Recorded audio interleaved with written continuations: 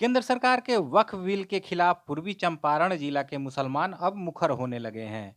वहीं यति नरसिंहानंद और रामगिरी महाराज द्वारा विगत दिनों पैगंबर मोहम्मद के ऊपर दिए गए टिप्पणी पर अपनी नाराजगी व्यक्त करते हुए अंजुमन इस्लामिया ने राष्ट्रपति के नाम एक मेमोरेंडम डीएम को सौंपा है, जिसकी जानकारी अंजुमन इस्लामिया में आयोजित संवाददाता सम्मेलन में दी गई।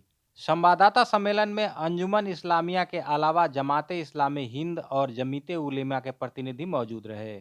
मदरसा अंजुमन इस्लामिया के मैनेजमेंट कमेटी के सदर सैयद मोहम्मद हसन नदवी ने क्या कहा, आप खुद सुन लें। मुल्क में सद्भावना कायम किया जाए, कौमी सलामती और कौमी हम आहंगी को कायम किया जाए। अभी कुछ दिनों पहले यति नरसिंहानंद और रामगिरी महाराज ने प्रॉफिट मोहम्मद सल्लल्लाहु अलैहि वसल्लम के ख़िलाफ़ जो अभद्र टिप्पणी किया है, उससे हिंदुस्तान के तमाम मुसलमान के जज्बात आहत हुए हैं और गुस्सा पैदा हुआ है, सदमा हुआ है। तो अब ये अंजुमन इस्लामिया रिप्रेजेंट करता है पूरे चंपारण को, मशरक़ी पूर्वी चंपारण को।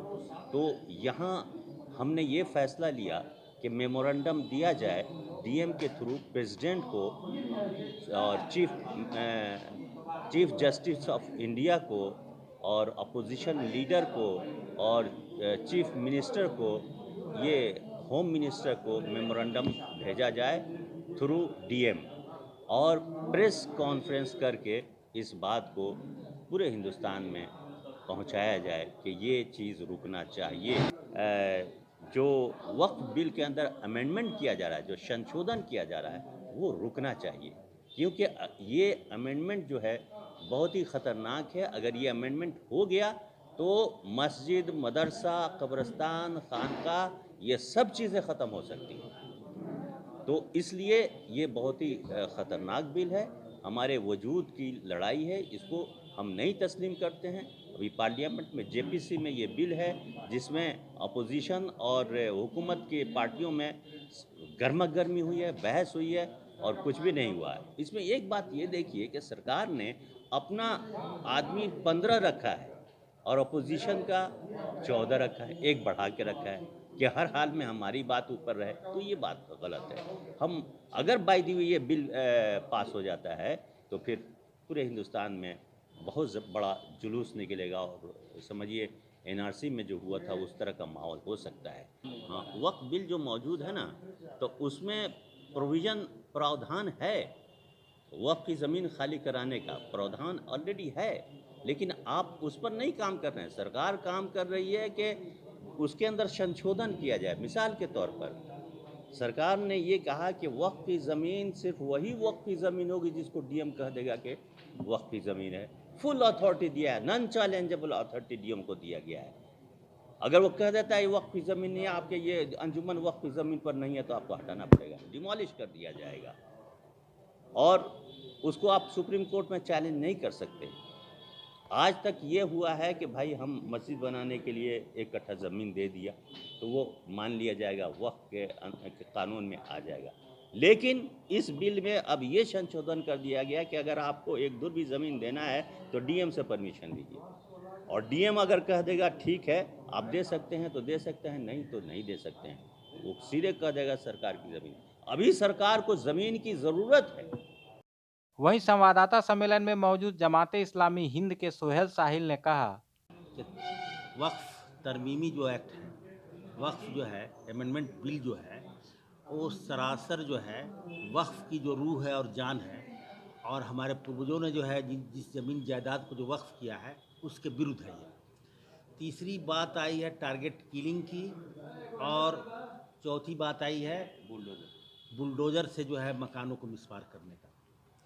तो ये इस सिलसिले में अभी तक पूरे भारतवर्ष में 10,000 मुसलमानों के मकान मिसमार किए गए हैं। एक तरफ गवर्नमेंट जो है, जो लोगों के पास आवास नहीं है तो प्रधानमंत्री आवास देती है या पट्टे पर ज़मीनों को देती है ताकि जो है बेघर लोगों को जो है ज़मीन दी जा सके। लेकिन जिन लोगों के घर बने हुए हैं इंदिरा आवास या प्रधानमंत्री आवास योजना से बना है, उनको भी मिसमार किया गया। और दूसरा जो है ये काम किया गया कि ये क्रिमिनल हैं, ये समाज के पॉलिटिशियन हैं, ये मुसलमानों को लीड करते हैं, उनके घर भी तोड़े गए। सवाल यहाँ ये नहीं है, सवाल ये है, ये मुल्क जो है रूल ऑफ द लॉ से चलेगा, यहाँ संविधान की हुक्मरानी चलेगी कि जो है जंगल राज चलेगा। असल मुद्दा ये है, देश बचेगा या मिटेगा, मतलब यहाँ खलफसार पैदा होगा। मतलब मुसलमान पहली निशाने पर ज़रूर हैं, लेकिन यहाँ दलित भी, शोषित भी, पिछड़े भी, इन तमाम लोगों का जो रिकॉर्ड बताता है कि जेल में इनकी तादाद ज़्यादा है और इन लोगों को भी सताया जाता है, निशाना तो बनाया जाता है मुसलमानों को। तो ऐसी सूरत में ये काम वही कर रहे हैं जो अपने आप को मजहबी लोग समझते हैं, मतलब धर्म के ठेकेदार हैं। वो खुद कहते हैं कि यति नरसिम्हानंद हो या दूसरे लोग, वो कहते हैं कि नहीं, हम हिंदू धर्म के रक्षक हैं।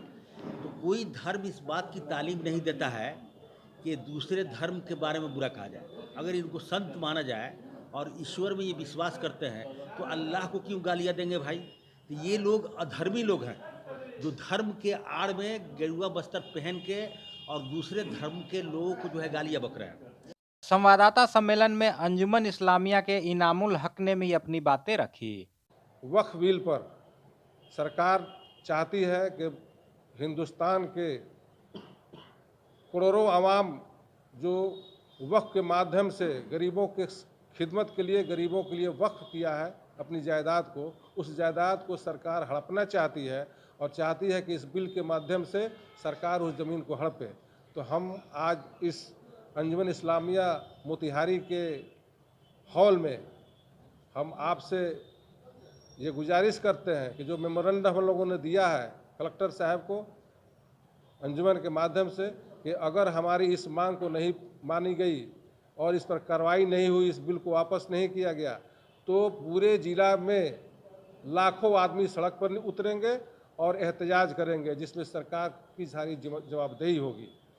दूसरा बात ये कहना चाहते हैं कि मोतिहारी और बिहार के हिस्से में आज नीतीश कुमार की सरकार है, अगुआ है सरकार के, और उसमें एनडीए की सरकार है, भाजपा भी शामिल है। और तीन बात वो बोलते हैं, जीरो टॉलरेंस की बात, कम्युनलिज्म और क्राइम और करप्शन, कि ये बर्दाश्त नहीं करेंगे।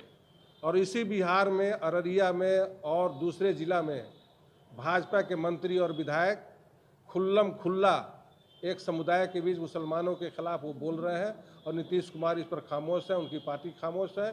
तो हम लोगों को ये लगता है, यहाँ के बिहार के मुसलमानों को, कि नीतीश कुमार ऐसे सेकुलर लीडर, जिनको पूरा देश उनको मानता था सेकुलर लीडर और एक अच्छा समाजवादी नेता मानता था, आज अब उन लोगों की नज़र से नीतीश कुमार गिरते जा रहे हैं और लग रहा है कि भाजपा और आरएसएस के गोद में जाके बैठ चुके हैं।